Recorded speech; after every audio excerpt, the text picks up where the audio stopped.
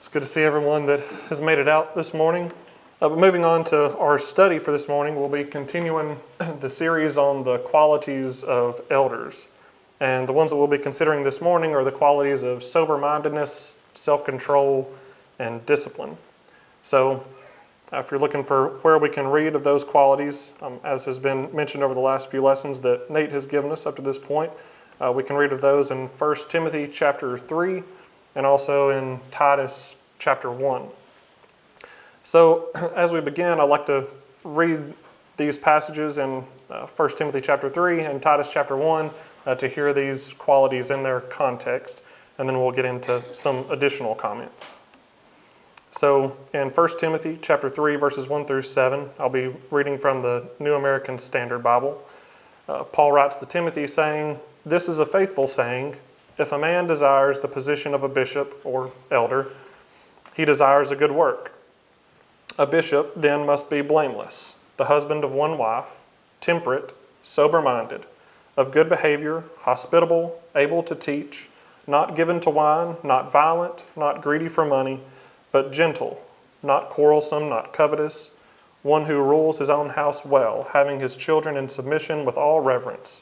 For if a man does not know how to rule his own house, how will he care for the church of God?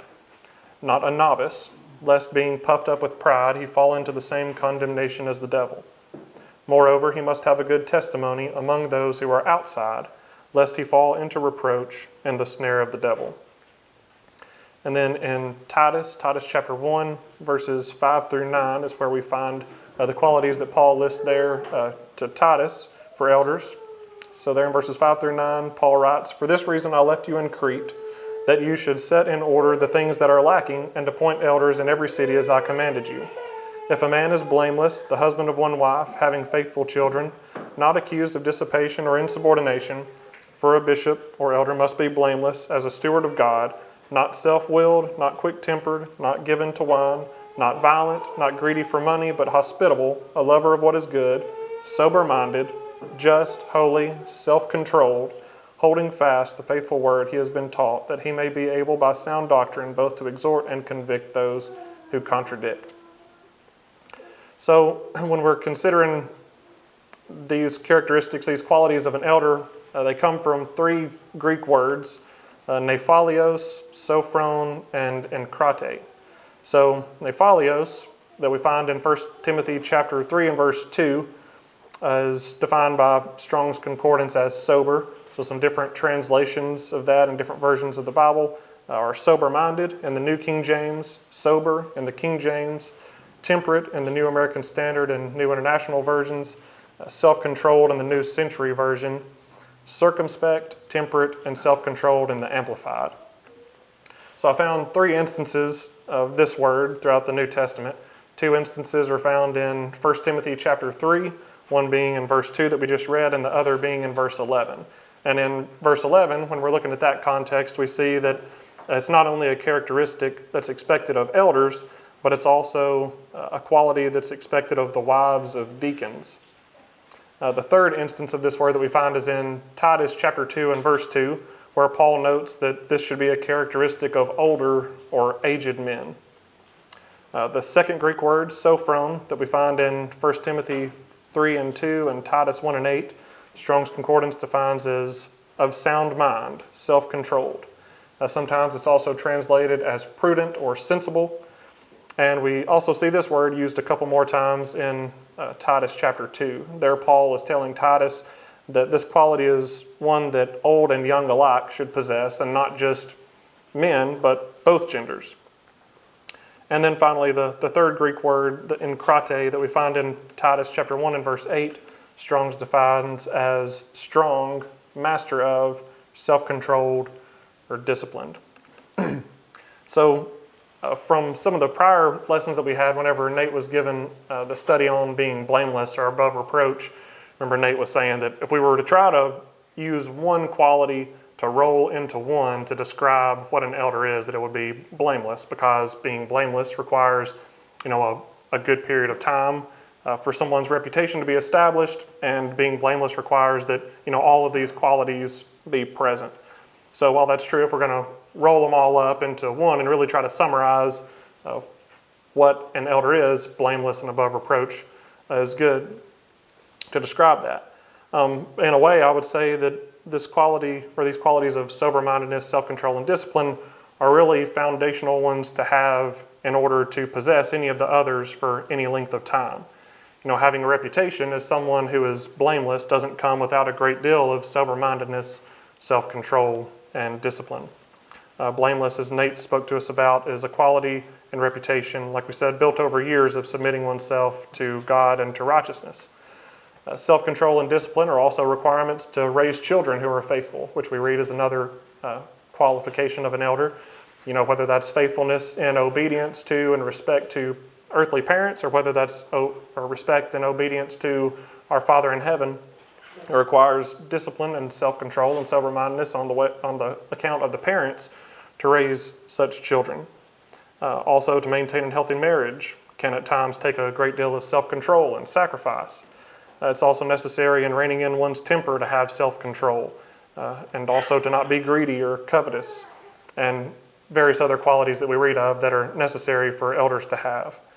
So I truly believe that these qualities that we're going to discuss this morning are a bit of a gateway to success in the other qualities that Paul specifies. So self-control and discipline are qualities that we understand take effort. It doesn't come easy. The fruit of that effort we all want. So to take a spiritual example, all of us probably have some kind of activity that we would like to be very good at, very skillful at, just in an earthly sense. So whether that be carpentry, or maybe crafting, or maybe you would really like to be able to play a musical instrument, or whatever it may be, that requires self-control and requires sober-mindedness and discipline to get that. So we all want the outcome, but we have to have that key ingredient of discipline to be able to get there. And it's the same is true for one who wants to succeed spiritually. It requires focus and careful consideration, not just picking up Christianity on a whim or going about our lives haphazardly and just hoping that in the end, everything is going to fall in place and we're going to obtain that outcome that we desire. So what does sober-mindedness, self-control, and discipline look like? So I'd like to spend the next several minutes looking at examples both in the Old Testament and New Testament to see some people in the past who have displayed this very well that we can look to as an example. And as we consider these men and this woman that we'll consider, I'd ask each one of us to look at their character specifically around these qualities of an elder that we're considering this morning, and ask ourselves, whether or not these same qualities are on display in our lives each day. So, I don't know about you, but when I was in school, I loved examples. I was okay with the theory and learning the theory, but if I really wanted something to stick in my mind, if I really wanted to feel like I grasped it, I really wanted to either have a hands-on situation or examples. So that's kind of how I approach this lesson, is to look at some examples of sober-mindedness, self-control, and discipline. So the first example I'd like to consider as we investigate these qualities is the patriarch Abraham. There are a few people that we can read of in the Bible that I believe had the focus that Abraham had.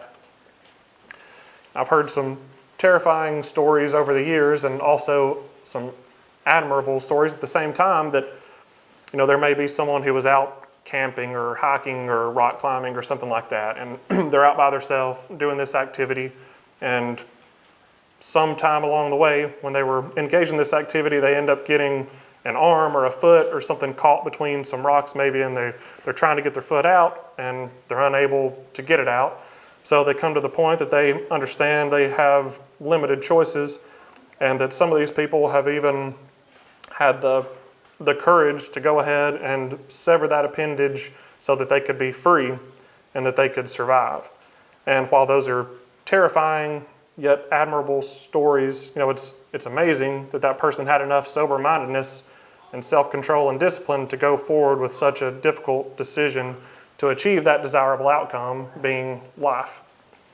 So, Abraham was faced with an even more difficult decision and circumstance than this. In Genesis chapter 22, we read that Abraham was faced with a very sobering situation. God had spoken to Abraham on multiple occasions assuring him that he and his wife Sarah would have a son of their own. And at 100 years old, this son of promise, Isaac, was born.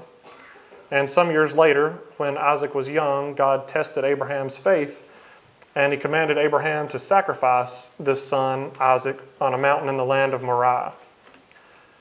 And, if one was commanded by God to jump off of a cliff, that would be bad enough, and that would take, a whole lot of sober-mindedness and self-control and discipline to submit oneself in obedience to that. But to slay one's own child that they had been promised and had waited on for decades, and he's finally here, and he's still a young boy or young man at this point, that's difficulty on a whole nother level. So what do we read of Abraham doing in this situation? Well, in verse 10 of Genesis chapter 3, we see that Abraham laid his son Isaac on the wood of the altar, and he grasped the handle of the knife in his hand and was just moments from slaying his son and had every intention of doing it. So how is this possible, and how does this fit into a lesson on sober-mindedness? Because, this situation seems like it wouldn't be something that a sober-minded person would do. How do you get to this point that your son is laying here on an altar and you're about to take his life? So who could do such a thing? Well, Abraham and God the Father. So then we come to the question of how. How do you get to the point that this is a decision that someone is willing to make? So it was because Abraham had faith. As we read in Hebrews chapter 11, verses 17 through 19, we read, "By faith, Abraham, when he was tested, offered up Isaac, and he who had received the promises was offering up his only begotten son. It was he to whom it was said, 'In Isaac your descendants shall be called.' He considered that God is able to raise people even from the dead, from which he also received him back as a type." So, how incredible that is. We believe that there's a resurrection and that God has the power to raise people from the dead, but here we see, Abraham's sober-mindedness. Despite the tumultuous situation, despite the emotions that I'm sure were tearing at Abraham as he was carrying out God's command, he was able to retain this sober-mindedness, self-control, and discipline. And he didn't forget the fact that God is God. God's not a man whose word may or may not prove to be worth trusting. God's not a liar. God is truth. And sometimes being successful, whether that's as a child of earthly parents or whether that's as a child of God, it requires that we set aside our knowledge for a knowledge that's more complete, or in God's case, is perfect. So we may not understand a situation or why God expects us to behave a certain way, but we should always retain the self-control and the soberness of mind to deny ourselves and to remain faithful to God and to carry out His will just as He has commanded. And this is just what Abraham did in his situation. And our elders need to possess the same quality. The next example I'd like to look at briefly is that of Joseph. So, Joseph's story is one in which if anyone has ever had reason to lose heart and abandon their previous belief system, Joseph would have been a candidate. Joseph was the firstborn son of the favorite wife of Jacob, Rachel. That wasn't Joseph's fault. Joseph also received a special colorful coat from Jacob that none of his other brothers received. That wasn't Joseph's fault. Joseph had dreams that revealed to him that one day Joseph's brothers and even his father and mother would bow down before him. That wasn't Joseph's fault that he had those dreams. But all these situations that were outside of his control led to the hatred of his brothers toward him.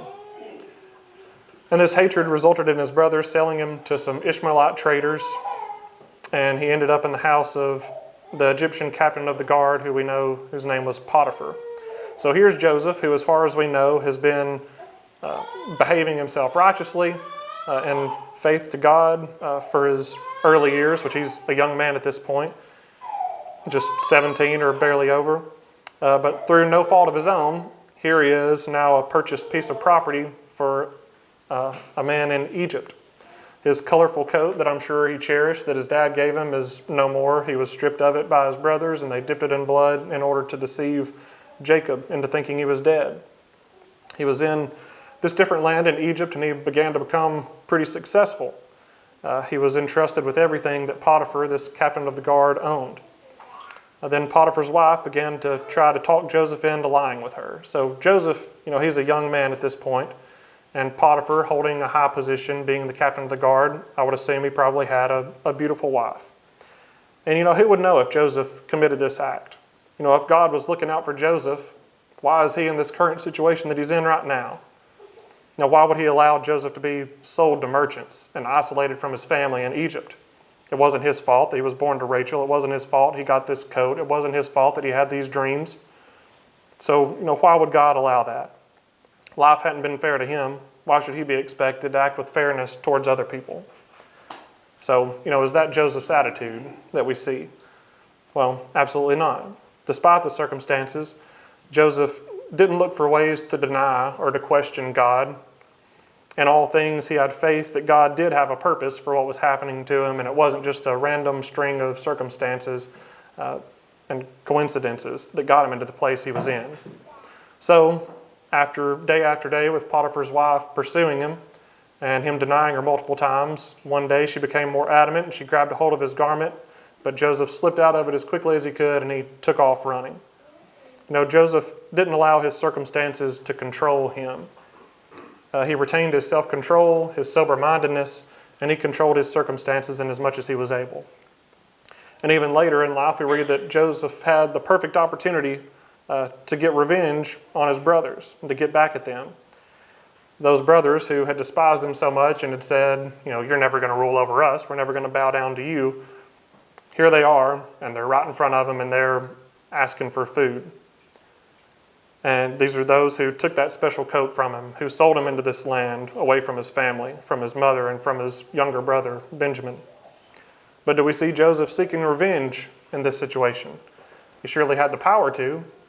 And, being the number 2 man in all of Egypt at this point, only under Pharaoh. Who would have known? His brothers didn't even recognize him as being their brother. So these Egyptians who Joseph was with surely didn't know that these were his brothers, and he could have easily said, these men are spies, kill them, and that would have been it. He could have had revenge on his brothers. But in all this, Joseph didn't lose sight of righteousness. Joseph didn't lose sight of love and compassion for others. So he looked after the needs of his brothers instead of taking revenge on them. And he even did so after the death of Jacob. So I'd ask, how does our sober-mindedness and our self-control compare to Joseph's when we find ourselves in situations that test our faithfulness to God? Elders of the church need to hold these same qualities. So sober-mindedness, self-control, and discipline, these are qualities that are just for men, right? No, they're not qualities just for men. We'll take the example of Hannah. In case you don't remember, we read about Hannah in the first 2 chapters of 1 Samuel. We don't read just a whole lot about her, but what we do speaks a lot about her strength in these qualities that we're considering this morning. Hannah was one of 2 wives of a man named Elkanah. Elkanah, his other wife's name was Peninnah. So Elkanah had Hannah and Peninnah as wives. And similar to the story of Rachel and Leah, Hannah found herself in a similar situation to that of Rachel's. So Peninnah had children, but Hannah didn't have any children. Also, similar to Rachel, Hannah was the wife that was favored by her husband, just like Rachel was in respect to Leah. And we see this evidenced by how Elkanah behaved when once per year they went to Shiloh to sacrifice to God at the temple.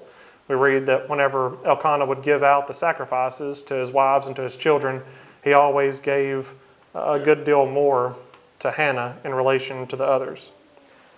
So as if this wouldn't be difficult enough, wanting children and being unable to conceive while your husband's other wife has both sons and daughters. On top of that, Peninnah wasn't very kind about the situation, but we read that Peninnah provoked Hannah bitterly, the Bible says, rubbing it in her face, that she wasn't able to bear any children for Elkanah. So despite of Elkanah's love for Hannah, she was still grieved and she desperately wanted to have children. So we remember that while they were in Shiloh one year at the temple, Hannah broke down in tears after she ate, and she was praying to God, begging for him to open her womb. And she vowed to God that if he would allow her to have a male child, that she would never cut his hair and she would dedicate him to the Lord for all the days of his life. Well, not long after that, the family makes it back home, and God remembers Hannah's request and he grants it, and she becomes pregnant with a little boy whose name would be Samuel. So, what a great ending, right? She prayed and she got what she wanted, and the story's over. Well, it is great, but it's not the end of the story. Hannah made a vow, and she didn't just make any vow, she made a vow to God. This was her only child. This is what was going to bring her, the unending favor of her husband. It would keep her husband's other wife from deriding her all the time. But if Hannah lets her son go to be devoted to God at the temple, would this not cause her more ridicule from Peninnah? She finally got a child, but she failed to keep him. Unfortunately, there can be times in our lives when the waters of our reasoning seem to get muddied a little bit.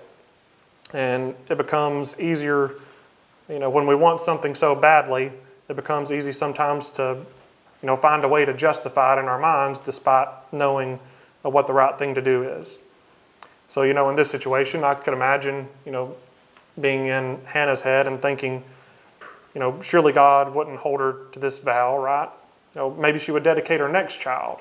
Or maybe she would dedicate Samuel, but after she got another son or another daughter or something. Maybe that would be a better time to do it.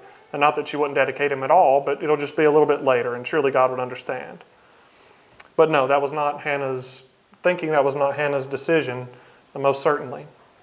So Hannah, in a great show of her sober-mindedness and self-control, she followed through with her vow, and she gave Samuel up to be dedicated to the Lord, just as she had promised. So what did that accomplish? Well, we know that accomplished a whole lot. As we remember, Samuel was a great priest of God. In Jeremiah chapter 15 and verse 1, Jeremiah is pleading for God's mercy on Judah.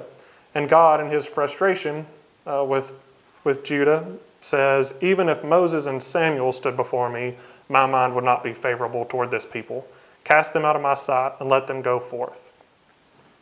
So, what a compliment to Samuel, that of all the people that have lived up to this point, and God's going to pick out two people and say, even if these two people who I respect very much, and if they make requests of me, I give it all the consideration in the world. If I got to pick two people to show you how serious I am about not changing my mind right now about this, even if Moses and Samuel stood before me and asked me to change my mind, no, my answer's still the same.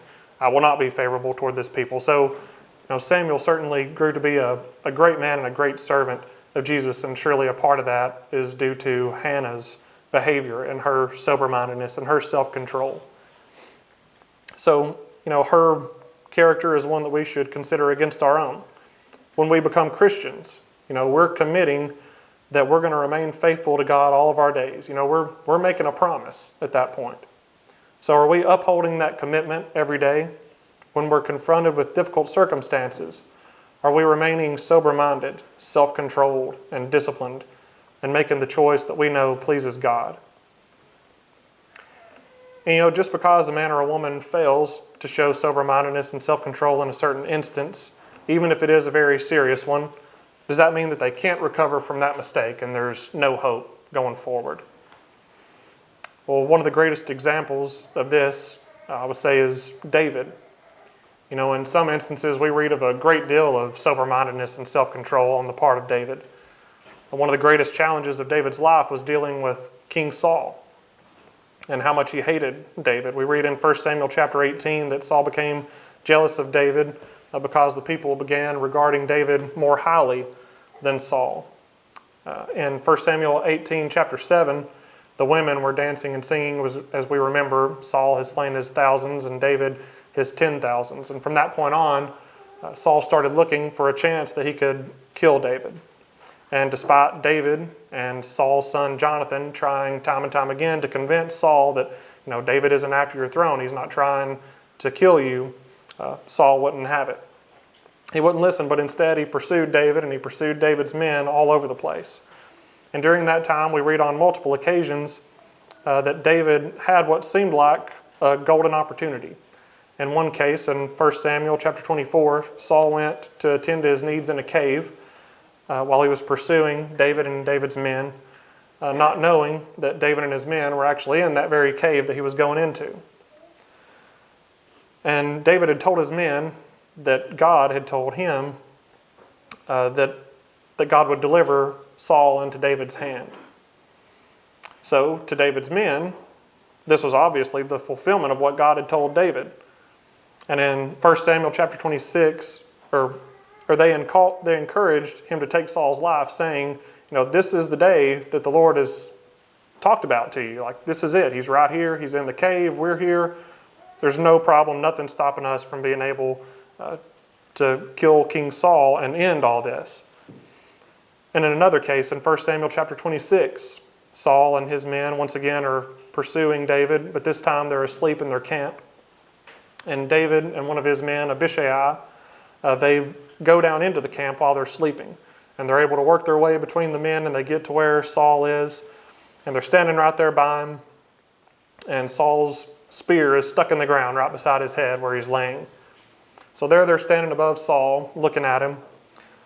And here's another great opportunity. Surely this is God delivering Saul into David's hand to end this, and David will become king just like God has said.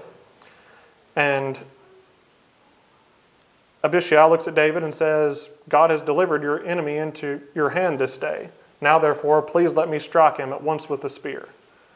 And who could blame them at this point, right? Wasn't it obvious what God was doing? This was David's chance to be rid of his enemy. But what was David's action?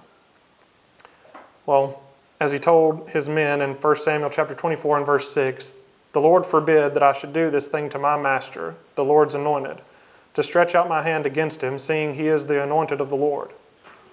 So why? Why would David say something like this? Is this just some kind of moral code of David that he came up with on his own? Or why is he in a situation where he could, end all this and he won't do it?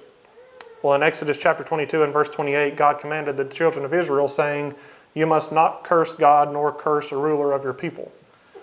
So certainly to kill a ruler of the people who was appointed by God, we remember that God picked out Saul specifically to be king.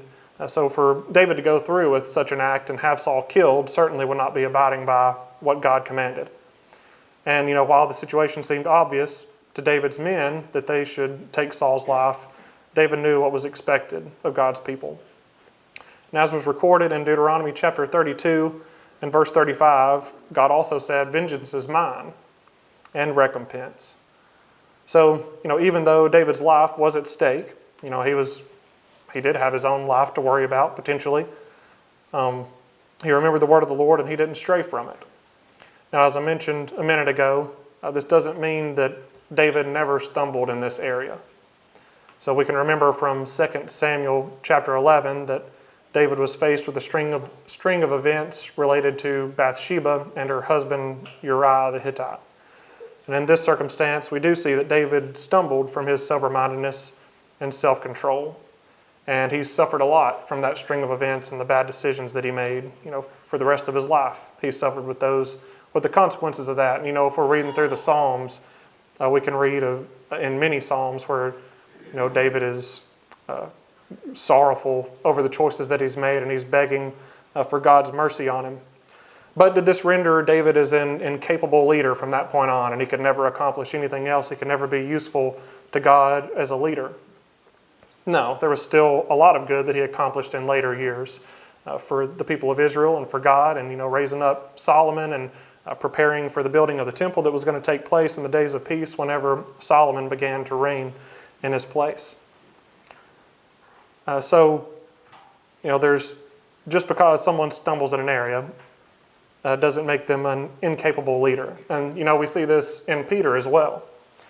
Even after having spent years side by side with Jesus and listening to the words come directly from Jesus' mouth and seeing the miracles that Jesus worked among the people, of God testifying to Jesus that this is my son, this is the Messiah that I'm sending to save the world. Even after all this for years of Jesus being around him, or of Peter being around Jesus, he's still, whenever, Jesus is led to Caiaphas after being in the Garden of Gethsemane We remember that he was being questioned of whether or not he had been with Jesus, and we remember that he said no. And he didn't just say no once, he said no multiple times, 3 times as Jesus had pointed out that he would. However, later we understand that he went on to be very instrumental in the establishment of the early church, whether we're looking at it from the perspective of the Jews that came to believe in Jesus and to obey the gospel, or whether it was on the part of the Gentiles. We know that Peter taught those first sermons and opened the door to both Jews and Gentiles. And we understand that he died a martyr, proclaiming Jesus as the Christ later in his life. So what separated these men was not that they were perfect. What separated them was that their lives, for the great majority, displayed dedication to God and sober-mindedness and in self-control. There are so many more examples throughout the Bible of people who display these qualities, both in the Old Testament and in the New Testament.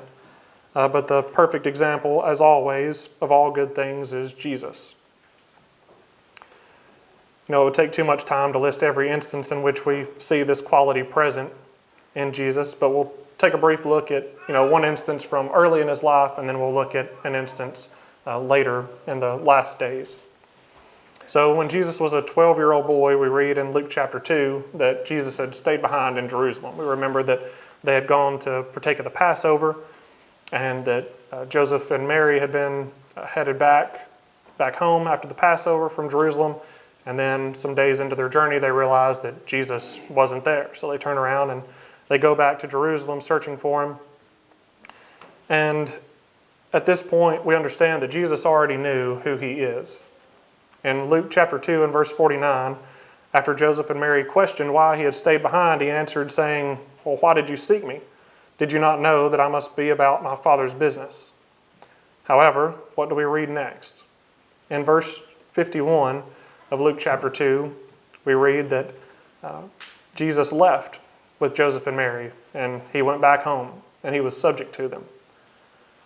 And then if we fast forward from these early years in Jesus' life, where we've seen this self-control and sober-mindedness from his younger years, if we fast forward to his last days, we see what I think is one of the greatest examples of his self-control and sober-mindedness in Matthew chapter 26. So Jesus and his disciples had eaten the Passover. Jesus had established the Lord's Supper, and they were in the Garden of Gethsemane, and Judas, one of the 12, came and betrayed Jesus with a kiss. And the soldiers came to arrest Jesus, and his disciples began to try and defend him, one even taking a sword. And Jesus, he had just been sweating great drops of blood due to the anxiety that had been overwhelming him in the garden. He's thinking about the crucifixion that lay ahead. His own disciples, he knew, were all going to abandon him. Everybody was going to deny him. Everybody that was closest to him that should have known him better than anyone else and should never have denied him, they were going to. He was going to be mocked. He knew he was going to be beaten by sinners. He knew he was going to be blasphemed by the Pharisees and ridiculed. But when his disciples began to try to defend him, he said in Matthew chapter 26 and verse 53, "Do you not think that I cannot appeal to my Father, and he will at once put at my disposal more than 12 legions of angels?" I can't imagine how difficult it would have been at that time to remain focused and to retain one's self-control in that situation, to deny oneself and allow the coming events to take place. We know that Jesus, he wanted the Lord's will to be done, but we know as he prayed, "Let this cup pass from me," it's not something that he was looking forward to at all. And he knew that he had the power that if he wanted to request from his Father that angels be granted to him and this whole thing just be over, that was at his disposal. Sometimes I worry about what might happen in the future, whether it's with my kids or whether it's with work or whatever it may be. I worry about, what if this happens and what if that happens? But Jesus knew what was going to happen to him. It wasn't a question of, what if these soldiers take me and something bad happens to me?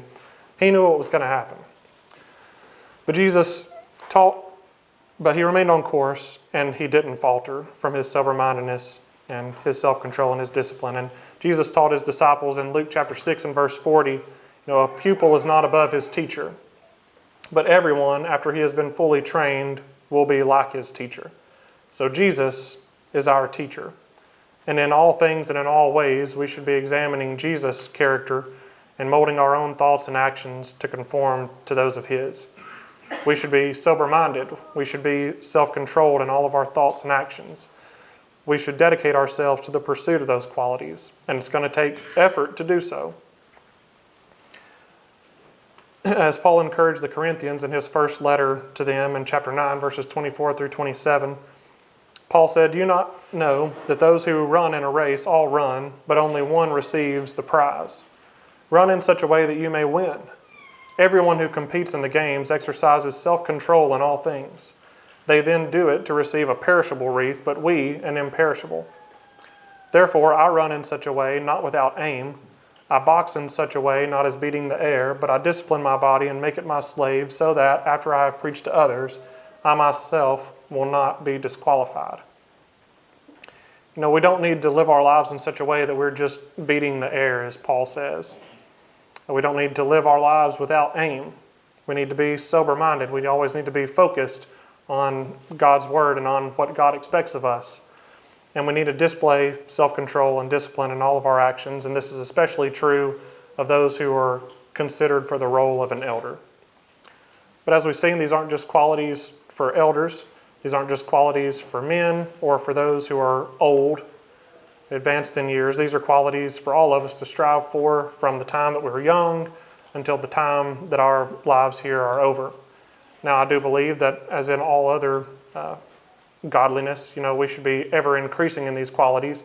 Whenever we're in our teenage years or whenever we're not going to be perfect in any of this, and we're still going to be working at it, when we get old. But we should be growing in these areas throughout our lives.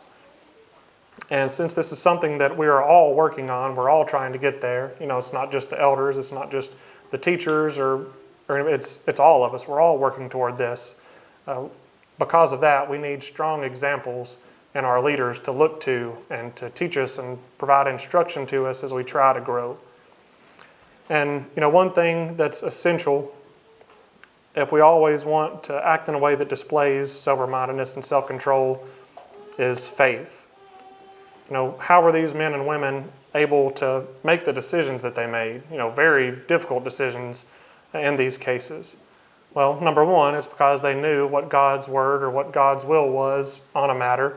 And number two, they had faith that obedience to God would always result in the greatest good, no matter what their own reasoning may have led them to believe. Abraham was able to follow through with God's command because he trusted God, even to the point of believing that if he did slay Isaac on that altar, that God would bring him back to life, because God had made a promise. God made a promise that through Abraham, the earth would be blessed. And that's where his descendants would come from, would be through Isaac. Joseph was able to continue to live righteously and to not take revenge on his brothers because he had no doubt that God existed, and he had no doubt that all things work for good to those who love God, as we read in Romans chapter 8 and verse 28. The same regarding faith can be said for Hannah, in regards to Samuel, and in Jesus, Peter and Paul and many others that we can read of that show this sober-mindedness and self-control.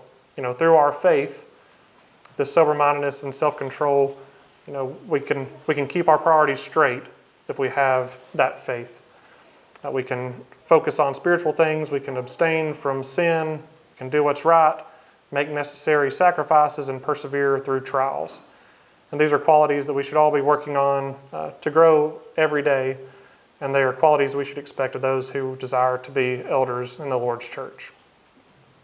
So as we bring the study to a close, and as we'll be gathering around the Lord's table this morning to remember the death, burial, and resurrection of Jesus, we're so thankful for his sober-mindedness and for his self-control, because without it, we would still be lost in our sin with no hope of redemption. It took the perfect Lamb of God, it took his complete devotion to God to bring about our salvation. And many of us here this morning have believed what we read in the Bible, and we've repented of our past lives that were in service to ourselves and to our own worldly desires and lusts, and we've confessed our belief in Jesus as the Messiah, and we've been baptized into his death, burial, and resurrection, and as we read in Romans chapter 6. And we must now live faithfully in sober-mindedness, self-control, and discipline in order to not be disqualified, as Paul wrote about in 1 Corinthians chapter 9 that we read earlier. But if you have not obeyed the gospel, which is the good news of Jesus, you have the greatest opportunity ever extended to anyone extended to you.